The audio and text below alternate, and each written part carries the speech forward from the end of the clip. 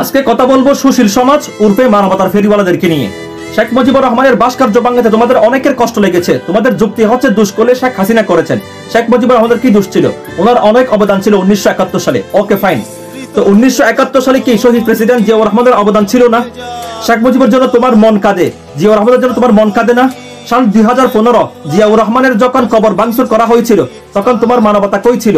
সাল 2010 যখন Zia international airport নাম পরিবর্তন করে হযরত শাহজালাল আন্তর্জাতিক বিমানবন্দর নামকরণ করা হয়েছিল তখন তোমার মানবতা কই ছিল?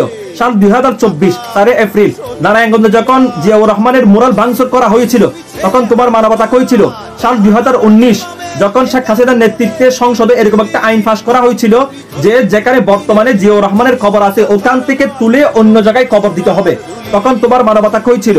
আজকে দীর্ঘ 15 বছর যে ধীরে ধীরে জিয়াউর রহমানের নাম পরিবর্তন করা হয়েছে, সব জায়গা থেকে মুছে ফেলা হয়েছে, তখন তোমার মানবতা কই ছিল? তৎকালীন সময় 1971 সালে স্বাধীনতার সময় যদি শেখ মুজিবুর রহমানের অবদান থাকে তাহলে 1971 সালে জিয়াউর রহমানের অবদান ডবল ছিল। তাহলে শেখ মুজিবুর রহমানের জন্য যদি তোমার মন কাঁদে তাহলে জিয়াউর রহমানের জন্য তোমার মন কাঁদা উচিত ছিল। তার মানে তুমি একটা দালাল, কোন একটা দলের দালালি করতেছো, কোন একটা দলের মানবতার ফেরিওয়ালার নামে দালাল। আর তোমার মতো এরকম মানবতার ফেরিওয়ালার মুখে আমি মুতি।